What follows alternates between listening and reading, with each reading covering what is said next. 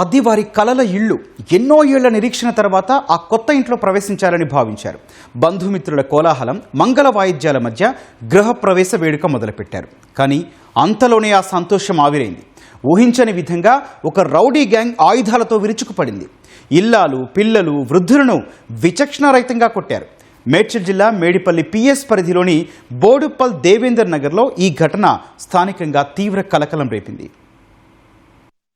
అంబర్పేటకు చెందిన బండారి అనితా శ్యామరావు అనే మహిళ బోడుప్పల్ దేవేందర్ నగర్ పరిధిలో ఓ ఇల్లు కొనుగోలు చేశారు. ఆ ప్రాంతంలోని తిరిగే ఒక గంజాయి బ్యాచ్ రౌడీ మూక సదరు ఇంటిని తమకు తక్కువ ధరకు విక్రయించాలని గతంలో అనితపై ఒత్తిడి తెచ్చింది. అందుకు ఆమె నిరాకరించారు. తమ కుటుంబ సభ్యులతో కలిసి శనివారం గృహప్రవేశ కార్యక్రమాన్ని ఏర్పాటు చేసుకున్నారు. ఇల్లు తమకు దక్కలేదనే కక్షతో రగిలిపోయిన స్థానిక రౌడీ గ్యాంగ్ పథకం ప్రకారమే గృహప్రవేశం జరుగుతున్న సమయంలో ఒక్కసారిగా ఇంట్లోకి చొరబడ్డారు. శుభకార్యంలో పాల్గొన్న వారిని విచక్షణారహితంగా చితకబాదారు. అడ్డొచ్చిన మహిళలు, చిన్నారులు, వృద్ధులపై కూడా దాడులు చేశారు. ఈ హఠాత్ పరిణామానికి భయంతో కేకలు వేస్తూ బంధువులు ప్రాణాలరచేతిలో పెట్టుకుని పరుగులు తీశారు.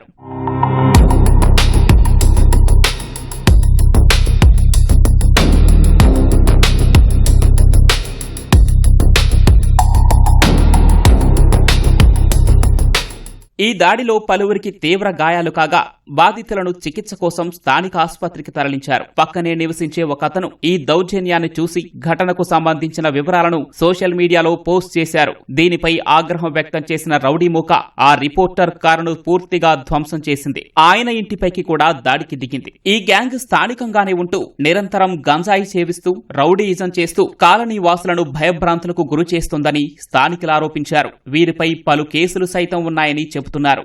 కాలనీకి ఇలాంటి దౌర్జన్యాలు జరుగుతున్నాయి అంటే ఇవాళ ఈ ఇంట్లో జరిగింది, రేపు ఇంకో ఇంట్లో జరుగుతుంది.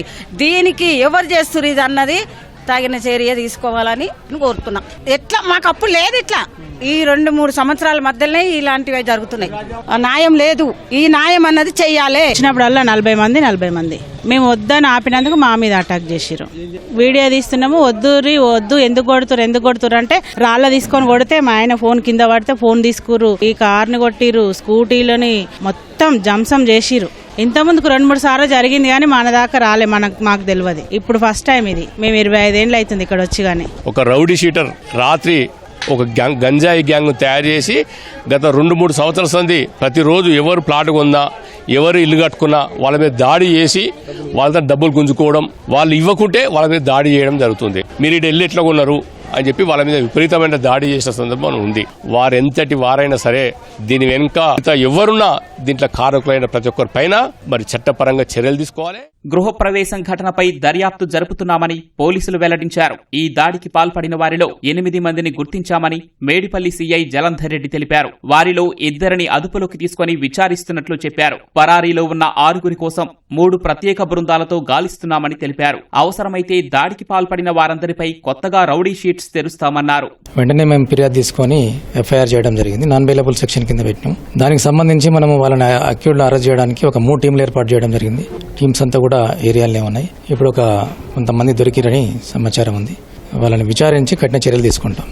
వాళ్ళు అంబర్పేట నుంచి వచ్చి ఇక్కడ ఇల్లు కొనుక్కున్నారు. మా ఏరియాలో మరి మాకు తెలియకుండా ఇప్పుడెప్పుడు వచ్చిరని కొనుక్కున్న ఉద్దేశంతో జరిగింది. సో నేను అంటారు కేసెస్ ఉంటే డెఫినెట్లీ వాళ్ళ మీద రౌడీ షీట్ ఓపెన్ చేయడానికి మేము యాక్షన్ తీసుకుంటాం. శుభకార్యంలో చొరబడి ఇంతటి దారుణానికి ఒడిగట్టిన గంజాయి బ్యాచ్ పై, రౌడీ మూకలపై పీడీ యాక్ట్ నమోదు చేసి కఠినంగా శిక్షించాలని దేవేందర్ నగర్ కాలనీవాసులు, బాధితులు డిమాండ్ చేస్తున్నారు.